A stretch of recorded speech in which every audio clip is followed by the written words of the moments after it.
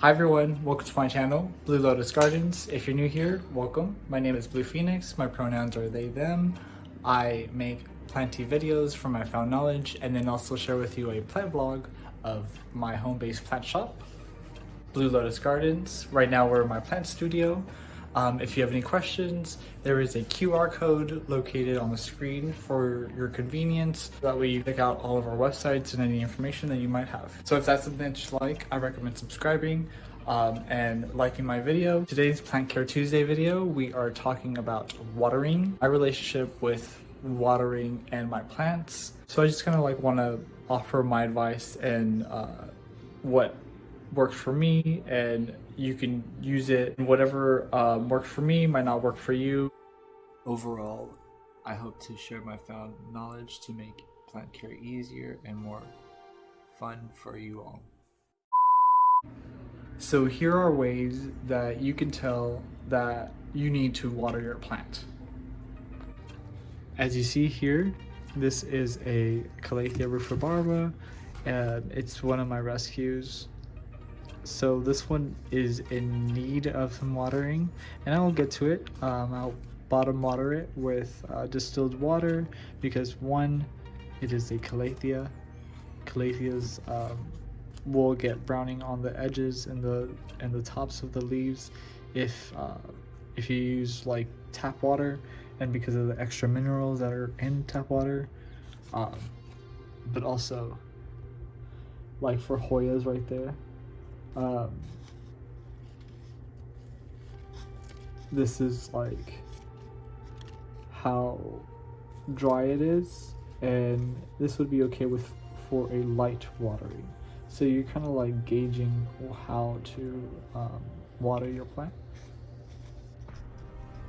And what I do is, as you see here, I'm moving the soil, I'm checking things around, I am interacting with my plant, and this is kind of how I develop a relationship with my plant. Also, this one is moist, way too moist. So we're just letting the plant hang out. Not gonna water it. Sphagnum moss, as you see there, is still moist, and we are not going to water it. I keep my begonias over here because begonias need to be a little bit more moist, so this is kind of like how I keep my system. I keep like my not need to be watered over here to like watered, maybe not watered over here. This palm over here, this tiny palm, doesn't need to be watered. See that right there, my Monstera addisonii, it looks like it might need watering, maybe a light watering, but it can go with maybe another couple days with not being watered.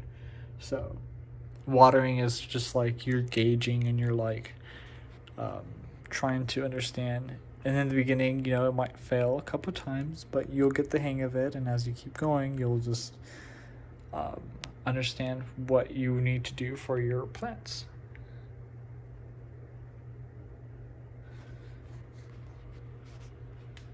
So this little fellow right here, I propagated it from my begonia griffin. I think it's so pretty. I'm making another propagation over here of I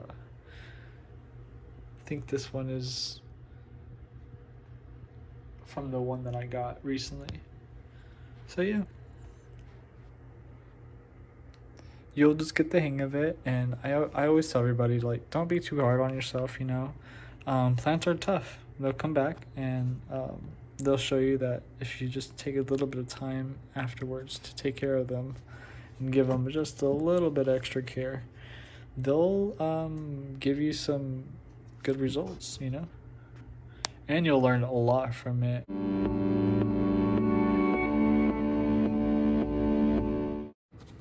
So as you see here, I have my plants bottom watering, and this helps them stay moist, especially when they're small, because they require more watering, and so I just do this, and it also helps with my schedule. So I'm also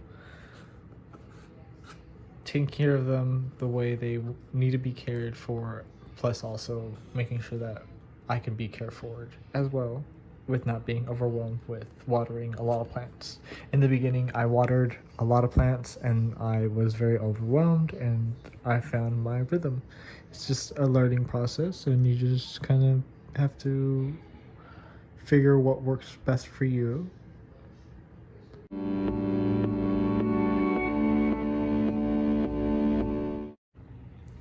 Here is also a good tip on bottom watering. This is a rescue plant of mine, and what I do is place it in water for 24 hours, give or take, and I check on it constantly. I know syngoniums require a little bit more watering, so I know that it'll be okay. And if you saw this, if you were in my Discord group, you saw that how pretty sad my little syngonium pedophyllum is or was, but now look at that. It's pretty large. So I'm going to put it into little containers whenever it's done, and place in a little macrame hanger that I have from my friend Erin from her plant shop, Hippie Plant Hangs. So yeah, just look at that. I think it's so pretty. This video is going to be very relaxed. It's going to be very laid back. It's just a heads up, and I wanted it to be that way because I don't want when I speak about watering to feel overwhelming. I know it's already an overwhelming situation, so I think just kind of keeping it really relaxed will help understand the relationship that you can have with watering your plants and also with yourself.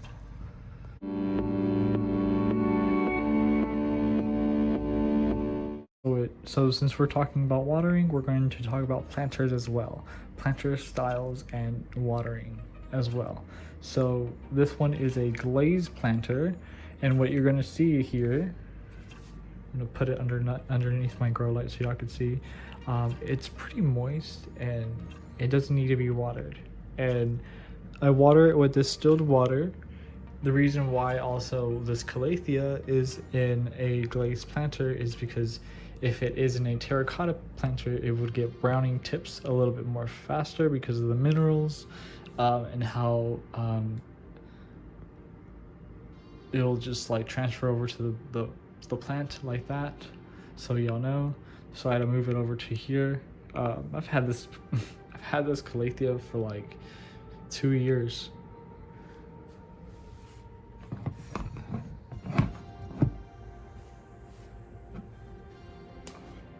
So yeah, so I'm just gonna like let it hang out and just do its thing and recover, but I'm not going to water it. As you see, it just glazed planters retain moisture, so you don't need to water them as often. So they're great for like begonias, they're great for calatheas, they're great for ficus. Ficus are good in that, like the ficus ginseng would be good in that planter. It's also how it depends on your planter style. You know, I'm not gonna tell you what to put in your planter, but you know, you do what you want and have fun with it. I think that's just really like what we should be doing, is just having fun with our planters. This is a cash pot. This is my friend's fern that I'm reviving for them. See that little frond right there? It's so cute. So it doesn't have any drainage holes, and I just keep it in there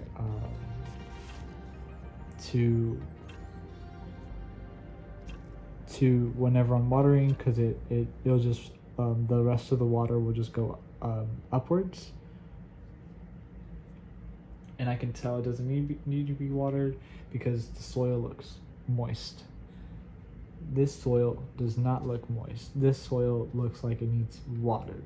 So plastic planters will retain moisture, water a little bit better, a little bit more. But you'll notice the difference from the topsoils. So what I'm gonna do is put you here.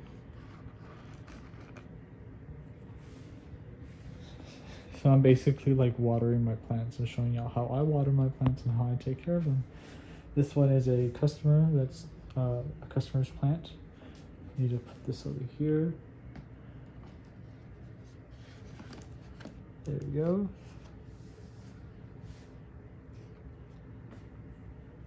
So yeah, this is my plant care table.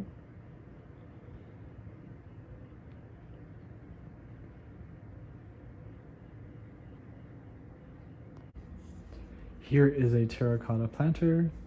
If you see here underneath, the topsoil is dry and that's when it needs to be watered.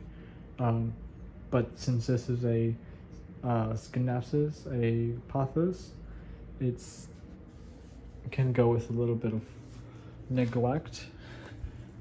So I'll get to them tomorrow because there's not more space in that container to be bottom watered. This is my China doll. It's in terracotta. I really like terracotta. I like the way it looks. And then here's a Siwu Bleu. And then it's in a cash pot as well. And you can tell it's dry on top. It needs to be watered. So as you see here, another thing that's great to do is cash pots. Cash pots are great for watering your plants. As you see here, there's no drainage hole. But you just have to make sure there's no like water that's standing in there for a long period of time, so that way it doesn't overwater your plant. But that's a great way to also water your plant and not feel overwhelmed if you keep cash pots around. I know I do, especially for my begonias. This is my little area where I just kind of like look at the plants, I take care of them, and I find ways that I could better them. This one is going to be propagated. But yeah, I personally just really enjoy houseplants. Houseplants have given me such joy and have provided such a positive change in my life, everyone. And I don't know how I can like say this, but like I'm just really thankful. Like I am so thankful for changing my life, and because I met like so many amazing people, and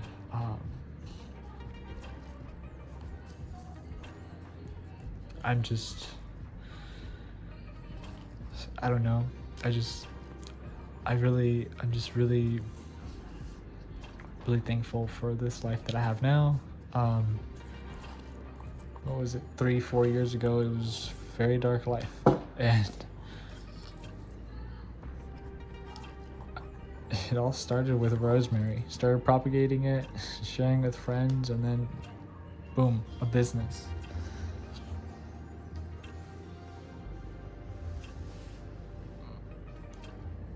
It's so crazy though. And like over the time, I've really learned a lot how to water begonias, and care for them and just provide a good environment for all plants. I think what's overall is like the amazing experiences that has come out of it, and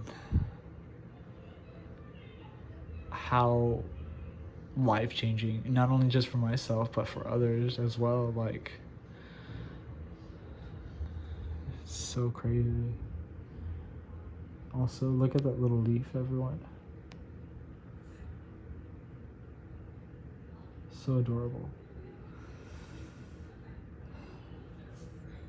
I just want to thank y'all, and also thank you for letting me rant a little bit. Bottom watering creates that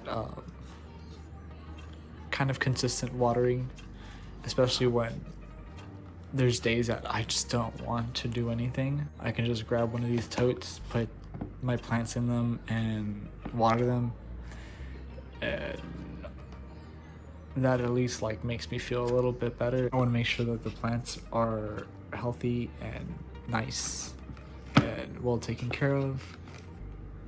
Oh, this one's about to open up over here. So yeah. So overall, we're also going to be checking to see if like the topsoil on plants, some plants can go a couple of days without watering, because one, they don't need to be that moist all the time, and two, it just, some plants just prefer to be in a more moist soil. This is like one of the Rhaphidophora hangers that I rescued. I need to put it on a plank soon. But yeah, it's just, you can tell from the difference. Like this Hoya is really gritty, so for the soil, so it doesn't need to be watered just yet, but it does need to be changed. The soil doesn't have any nutrients anymore, so I need to repot it.